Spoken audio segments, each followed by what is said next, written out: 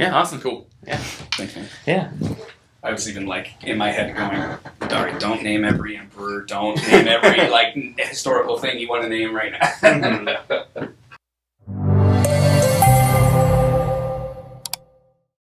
Well, hello and welcome to Midweek Mashup. I am here again with our lead minister, Pastor Eric, and we are kind of jumping into this new series, Christ and Culture.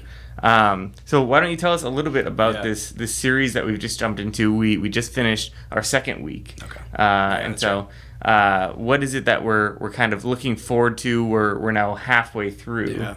What is kind of this series about if you have missed the first two messages? So this series is really about mission. Mm-hmm. And when we think about Christ and culture, Jesus interacted with culture not for the sake of interacting with culture, but because he was on mission. And so everything happens in a particular context. And so for him, that was, first century Roman-occupied Israel, and he's got to deal with the dynamics, and he has to engage in the conversations that are happening around him.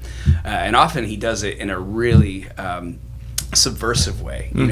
He gets asked a question and he answers it in a way that nobody was expecting, and he kind of opts out of the usually the binary choices. He's given one option or another, and he doesn't always pick either of those options because there's another way of thinking about these things. And so I really love seeing how Jesus interacts with the culture around him, and then figuring out, well, how do we do that in our time? How do we engage the conversations, the things that are going on, the things that people care about? And so week one was all about how power works, because power is one of the biggest conversations we're having in our culture right now. How does power work? We see all these cases of abuses of power in every sphere of life, and I talked a lot about how that's crept into the church, and we have to deal with it.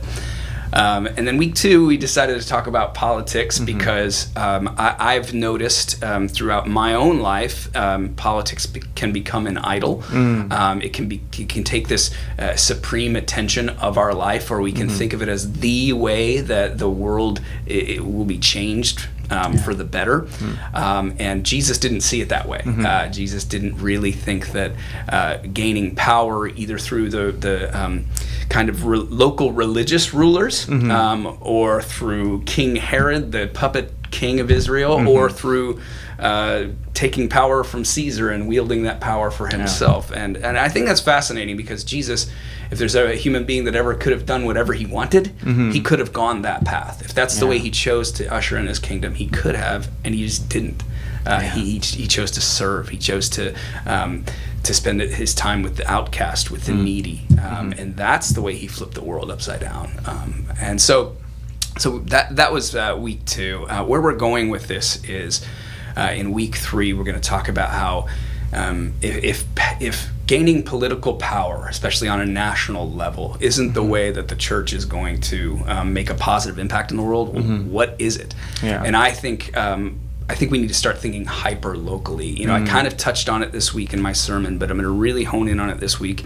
If every single church took loving your neighbor very seriously, if we every single church and member of every single church felt like their number one job as a Christian was to love their neighbor, what impact would that make? I think that might actually change the world, and I think that's how the early church changed the world. And so I'm going to dive into that this Sunday, and then we're going to close with if this series is all about mission, what does that look like? It's going to be a really practical thing of you're telling me that my marching orders as a Christian are to love my neighbor. How do I do that? How do I live out this mission? How do I demonstrate Jesus with my life? How do I proclaim Jesus with my words? And so that's kind of the way the series is going to end.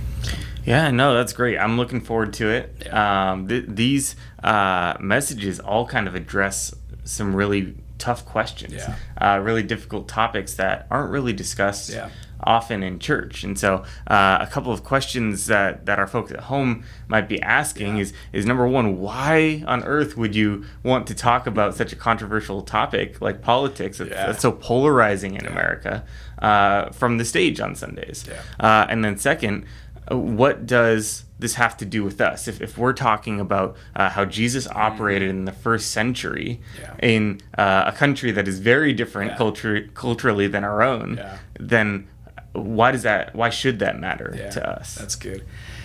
First, I think we're all being discipled whether we know it or not. I've mentioned a couple of times in some recent sermons, the amount of messages that we take in every day, those things shape us if we're not aware of it. Like we always need to be asking the question, these things I'm taking in, how is this shaping me, changing me? And if we're honest with ourselves, many of us are being discipled in conversations about politics and how the world works and how power works by news sources, blogs, podcasts, all of this media that we're taking in. If we're not aware of it, if we're not conscious of the fact that somebody is trying to disciple me, and that's a creative way of saying it, but honestly, someone is trying to manipulate me to seeing this their way because they benefit from having a whole bunch of people agree with them. And I'm not even saying they're all bad. I'm not even saying it's all negative. I'm just saying that we have to be conscious of the fact that someone is selling me something. Right? And so if we as the church opt out and say we're not going to disciple people in these areas of life because it's too hard, too controversial, well then we're outsourcing this to all sorts of things that may or may not be from Jesus. And we're essentially saying to as a shepherd, that's what a pastor is, we're saying to the sheep, hey, go get discipled by the wolves on this stuff. And that's dangerous, it's scary, and it's not fun to have these conversations, and it's not fun when people don't like what I have to say on these things and push back. And at the same time, that's our job as a church is to disciple people in the way of Jesus, and we can't just let that happen elsewhere. The second question is why does what Jesus did in first century Roman occupied Palestine, Israel matter for us today? Because scriptures tell us that he's the author and pioneer of our faith, that we are to walk in his footsteps. And so you can't just copy and paste what Jesus did because the context is different. So we have to dig into his context and see what he's doing, and then look at our context and say, well, how does that fit? How does that work? And so that's why I like to talk about themes like power. Well, how did Jesus engage with power? Because while how we engage with power might look different practically, the spirit with which he engaged with power is the same for us. We do it humbly. We do it, we see change happening from the ground up as we serve people, as we love people, as we make ourselves low. That's what Jesus calls us to do, right?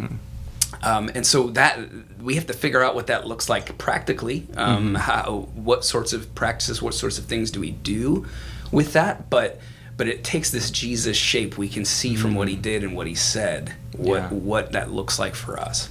Practically, how we engage with politics, it's going to look very differently.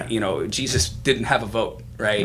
In the culture that he was in, he didn't get to vote. We do, and so that complicates things. We can't just say, "Well, here's how Jesus would vote." We have no idea. We don't have we don't have the scriptures to tell us, but we have to try to discern, and we have to do it humbly, knowing that we're doing our best. We're trying to honor God with how we engage with this stuff, but we don't have an easy, we don't get a card from Jesus every couple of years with, here's all the things I want you to vote for and the people I want you to vote for. We have to humbly go, hey, I think this is the best choice I'm making. Yeah. Man, is there anything, I know that we were talking off camera, that there's a lot that could go into a message like this, and it's so tricky to navigate. Is there anything that you wish you could have added to this message given the time? Yeah, so there was one thing that I touched on a bit that in my original draft, which was way too long, I decided to trim down, and it was a whole lot more about Christian nationalism, which maybe in our congregation it's not a controversial thing because maybe that's not a viewpoint that people take. But I do think it's really dangerous, and I do think the church needs to be very clear of the dangers of Christian nationalism, because I mentioned in the sermon, every time Christian nationalism has gained power in any culture, the results have been just catastrophic. I mean, if you go back to the original context of Jesus, the Roman Empire, for the first few hundred years of the church is persecuted. It's illegal to be a Christian, and yet the church is growing, and it's growing through martyrdom. It's growing through Romans watching Christians take care of orphan children that are not Christian. Why are you doing that? And they're refusing to fight back. They're saying they're choosing nonviolence when they have every right to revolt, every reason to revolt, right? Yeah.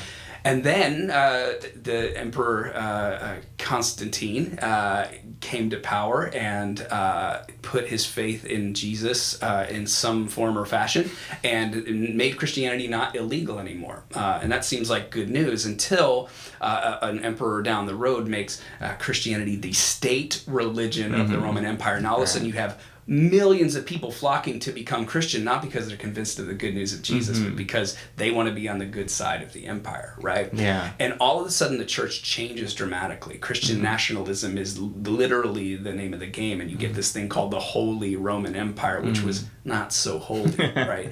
The bloodshed in the name of Jesus, that just is not justifiable by the scriptures, right?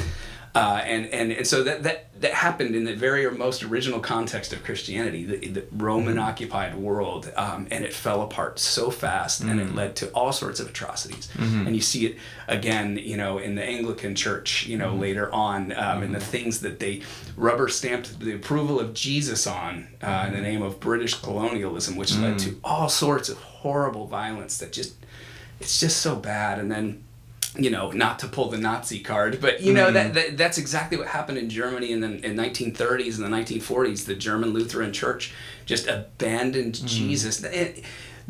In reality, they abandoned Jesus, but what they did was say Jesus approves of this. They put Jesus's name on what was going on as they just went hook, line, and sinker with what the Nazi Party was doing. And so, everybody rolls their eyes as soon as you bring up Nazis because it's the most extreme thing, but it's one in a chain of many examples of when this happened. And so why do I say all that? One, I'm a church history nerd. I love to look at that stuff and learn from it. And two, because there is a groundswell of support for this idea of American Christian nationalism, and the church has to say no, we're allegiant to King Jesus first and foremost. Nothing else comes close. And so when the two get convoluted to the point where we look more political than we look Christian, that's so dangerous. It's so dangerous, and I feel like as a pastor it's not comfortable or fun to talk about these things because people get upset and they don't want to talk about them.